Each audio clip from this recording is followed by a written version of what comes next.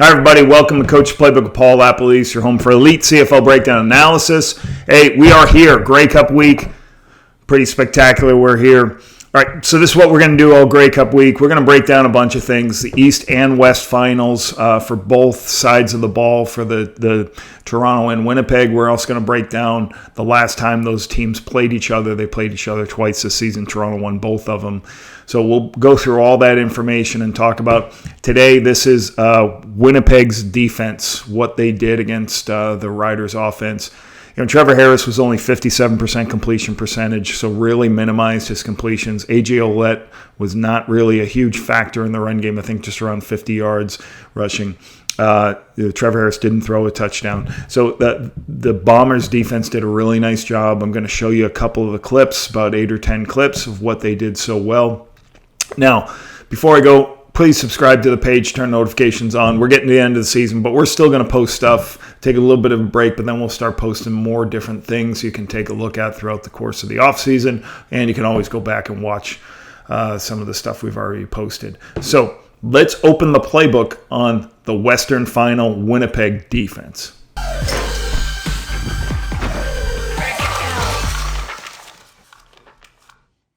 Bombers did a couple of blitzes in this game. Normally they don't. There's 3 blitzes. Here's one of them. This is second and long. And why you blitz on second and long sometimes is because you know the ball has to come out of your hands quickly. And this, you can see the field corner. He's just waiting because he knows the ball's got to come out quickly. And he just rallies up. Cramdy does a good job. I'll show you that from the end zone of recognizing that they're free releasing Ouellette. And they break it out. So let's count up numbers. There's a lot of guys coming here. 1, 2, 3, 4, 5, 6 people. Well, there's only 5 blockers. So when 6 people go, there is actually another one coming. But when AJ went, Cramdy had to come out of the blitz. So Cramdy does a good job, makes a tackle. See it from this angle? So Cramdy starts to blitz, and then AJ releases. He goes, oh, I got to get out of it. I got to go cover him because that's who he's got. He's got him. He's got him. He's got him. He's got him. He's got him. And he's got him. Now everybody's covered. And they have one more rusher. So an early blitz forces the ball out. Why does this work? Because it's second and long. A lot of defensive backs in the game here. The Riders make a mistake in their alignment on who they're going to on this zone read play. Gets a little bit more of a game than I would have thought. Okay, let's show you how they're counting it up. Okay, so you got, he should go here, he should go here. Now, these 2 guys blocked that one. Those 2 blocked those 2, and he blocked out. The only problem is nobody went to Cramdy. So now Cramdy can just run into the hole. You can see those 2 are doubling here. He's blocking out. I don't know if they didn't identify him. Now he's normally to the field, but they've got Griffin here, so it looks like they got a bunch of extra DB packages going on here, and Cramdy can just run in. All right, start the process, and Jones is right there because they stay on the double team and nobody gets off on Jones. So good run stop. This is what you have to do on 1st and 10. Winnipeg did a good job of making Sask being second and longs.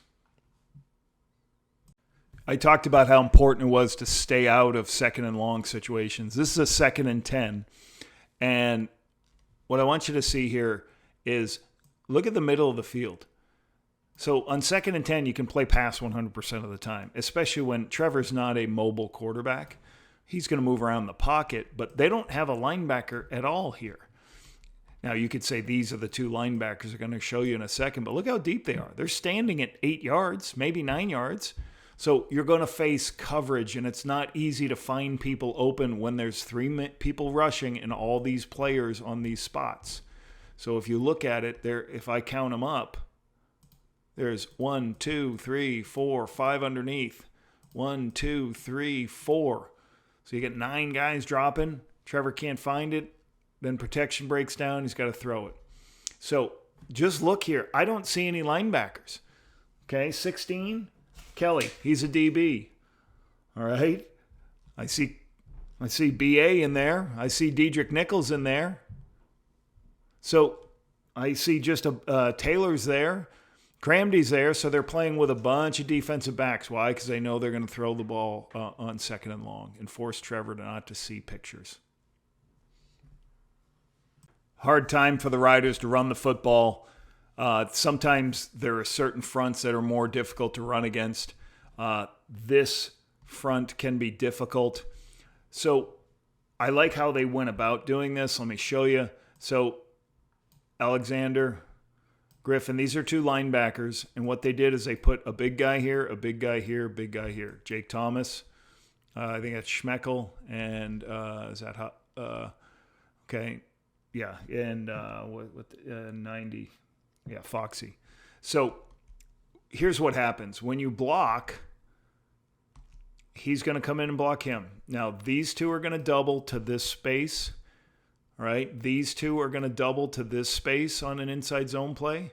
He's going to cut him off, and the back's going to try to find a crease here. Now, the only problem is because those two are doubling and those two are doubling, that leaves one person on a single, and that's the center. Okay, so if you see right here, Peter Godbear is going to be on a single, and watch what happens to him. He has no help. He just doesn't get a lot of push right here.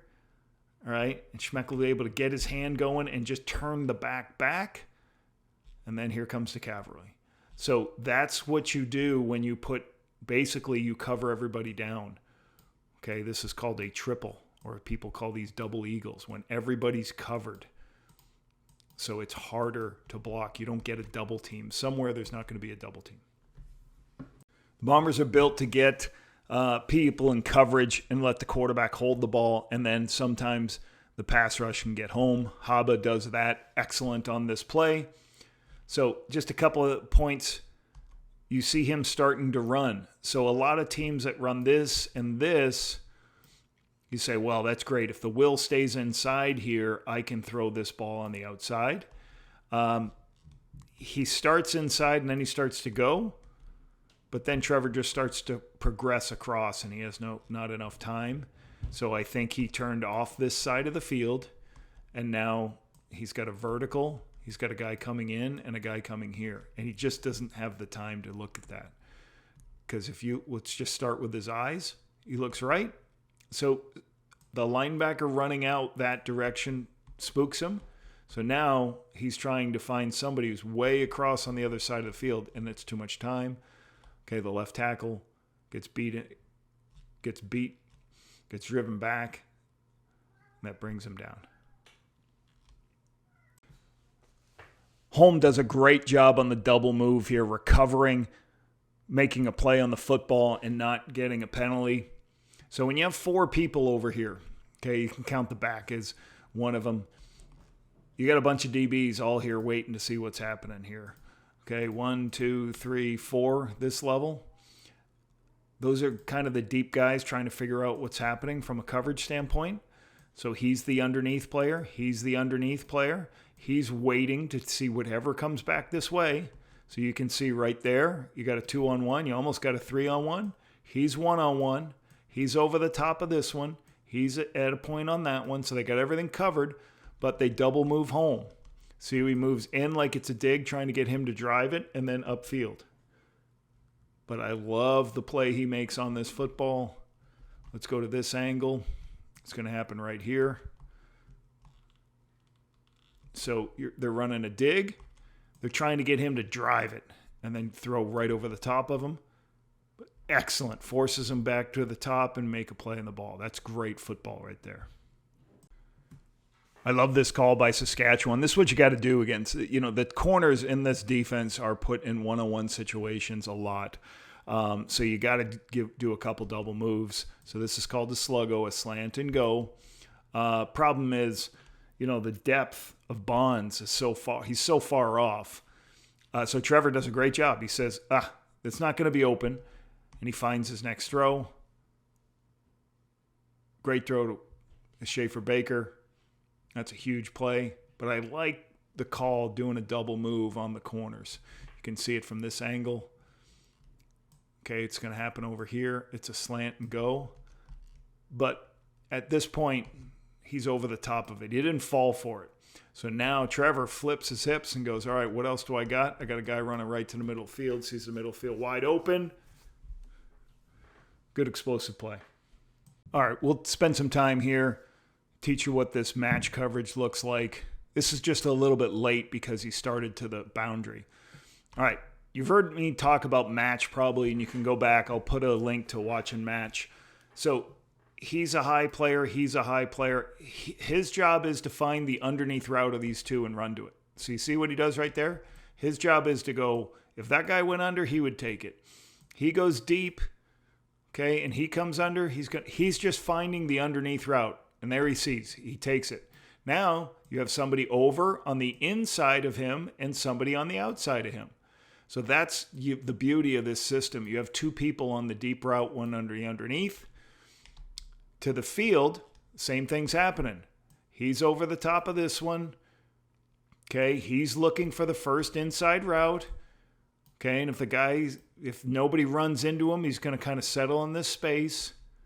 He's underneath. He's over the top of that one. Holmes over the top of this one. So if he broke out, Ford would be there. So this is open because he has to be a high player, but Trevor started to the boundary. So Holmes got more time to break on this ball on Emulus, and he makes a great play on it. So it's open. It's just because Trevor started field. And again, he's running to him. Now you got a 2-on-1 on this one.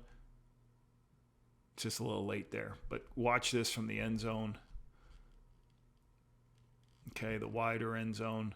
So you can see, because they run a lot of in-breaking routes. So I'm running right to that in-breaking route. So now he flips. He sees there's somebody in his passing lane and somebody over the top of that one. So now he goes to the next one.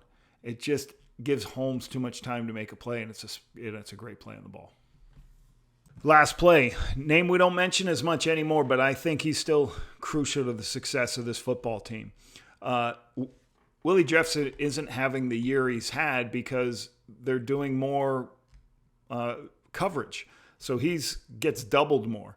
But he still can do this. Throw his paws up and make something happen. Okay, 4x1 set. He's tracking this. He's over the top of these two. He's sitting underneath. He's pushing. He's over the top. Okay, there is an opening right here. He sits on that one. There's a huge space right here that he doesn't get underneath. It's going to be wide open. It's going to be a big first down. But watch, Willie is on a twist. So he's going to go into this gap, and Willie's going to start and go here. You're trying to get the guard to move out of the way so Willie can go up to that space. But as Willie goes, he recognizes the center is sliding to him. So he's like, I ain't getting there. Throws his hands up, knocks it down. That's what he can do. He does that so well. And I think this ball is going to be wide open. Right? That's a huge space right there. Defender's off. He's not going to make the play. This is going to be a big completion. But that's the beauty of having Willie Jefferson. Great job by the Winnipeg defense in the finals. All right, last one. There are 3 pressures in this game. This one gets home. Trevor never recognizes Cramdy coming. He's not accounted for any way, shape, or form. It's got to be the quarterback's got to take it. So you see all this pointing going on? So pointing in the Canadian Football League, in any league, the NFL, anything, they're telling everybody who they're blocking.